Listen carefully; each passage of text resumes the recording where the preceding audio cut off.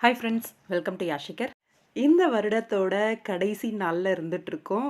இந்த வருடம் வந்து முடியுது 2023. நாளையிலேருந்து புது வருடத்துக்கு நுழைய போகிறோம். உண்மையிலேயே ரொம்பவே சந்தோஷமாக இருக்குது. எல்லாருக்கும் இனிய புத்தாண்டு நல்வாழ்த்துக்கள். நேத்திக்கு புது ப்ரமோ வந்திருந்தது. எல்லாம் பார்த்துருப்பீங்கன்னு நினைக்கிறேன். ரொம்பவே சூப்பரா தான் இருந்துச்சு. ஆனா, இப்படி ஒரு கதையா? அப்படின்ற மாரி இருந்துச்சு. கலர்ஸ் தமிழ்ல ஒர்க் பண்ணவங்க எல்லாருமே முக்காவாசி பேர் வந்து விஜய் ஜீ அப்படின்னு ஒர்க் பண்ண ஆரம்பிச்சுட்டாங்க. அந்த வரிசையில இப்ப நம்மளோட நவீன். அ நவீன் இப்ப விஜய் டிவில ஒரு புது சீரியல் பண்ணியிருக்காரு. அதோட ப்ரமோ வந்து நேத்திக்கு தான் ரிலீஸ் ஆச்சு. பார்த்துருப்பீங்கன்னு நெனைக்கிறேன். என்னடா ஜீ தமிழ்ல ஒரு சீரியல் வந்து கமிட் ஆனாரு அப்படின்னு சொன்னாங்க. சடனா விஜய் டிவி வந்துட்டாரே அப்படின்னு பார்க்கும்போது, இந்த ப்ராஜெக்ட் வந்து இப்போ ஜீய விட விஜய் வந்து கொஞ்சம் பீக்ல இருக்காங்க இல்லையா? அதனால விஜய்க்கு வந்தாச்சு போல இருக்கு. உண்மையிலேயே ஹேர் ஸ்டைலு, லுக்கு, ஸ்டைலு எல்லாமே வேற லெவல்ல இருக்கு அவருக்கு. இந்த உட்காந்துட்டு இருக்க இந்த லுக்ல தான் வந்து சீரியல்ல வந்து நடிக்கிறாரு. கிராமப்புறங்கள்லாம் வந்து பெரிய இடத்து பையன் வந்து சின்ன வயசு பொண்ணுக்கு வந்து கல்யாணம் பண்ணி வைப்பாங்களே, அந்த மாரி ஒரு ஸ்டோரின்னு நெனைக்கிறேன். எப்படியும் 10 வயசு வித்தியாசம் இருக்கும். ஏன்னா 12த் படிக்கிற பொண்ண வந்து ஹீரோவுக்கு கல்யாணம் பண்ணி வைக்கிறாங்க. பொண்ணு பார்க்க வர்றது. இனிமே வந்து ஸ்கூலுக்கு அனுப்ப வேண்டாம் அப்படின்னு சொல்லிட்டு போயிடுறாங்க.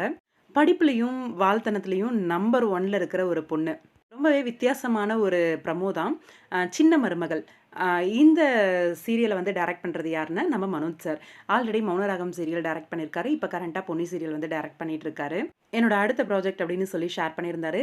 அவரோட குரு வந்து தாய் செல்வம் சாருக்கும், அதே மாரி சந்துரு அவருக்கும் வந்து தேங்க் பண்ணியிருந்தாரு. இந்த சீரியல்ல ஸ்வேதா இவங்க தான் வந்து ஹீரோயினா நடிக்கிறாங்க. உண்மையிலேயே எதிர்பார்க்காத ஒரு புதுமுகம் தான். ரொம்ப சைலன்ட்டா, இன்னசென்ட்டான ஒரு ஃபேஸு. அந்த ஸ்கூல் கேர்ள் மாரி ரொம்பவே அழகாவே ப்ளே பண்ணியிருந்தாங்க அந்த ப்ரமோல. கண்டிப்பா எனக்கு தெரிஞ்ச வரைக்கும் ஒரு 7 வயசாவது வித்தியாசம் இருக்கும் அப்படிங்கிற மாரி தான் காட்டுவாங்கன்னு நெனைக்கிறேன். ஏன்னா சீரியல்ல. அவரு ரொம்ப மெச்சூர்டா இருக்க மாரி இருக்காரு. இவங்க ஸ்கூல் படிச்சுட்டு இருக்க மாரி காட்டியிருக்காங்க. சின்ன மருமகள். அநேகமா சின்ன பையனுக்கு வந்து இவங்கள கல்யாணம் பண்ணி வைப்பாங்க போல இருக்கு.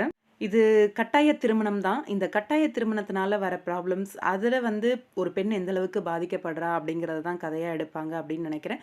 பாப்போம், வெயிட் பண்ணி உங்களோட கருத்து என்ன? இந்த ப்ரோமோவ பத்தி கமெண்ட் பாக்ஸ்ல சொல்லுங்க.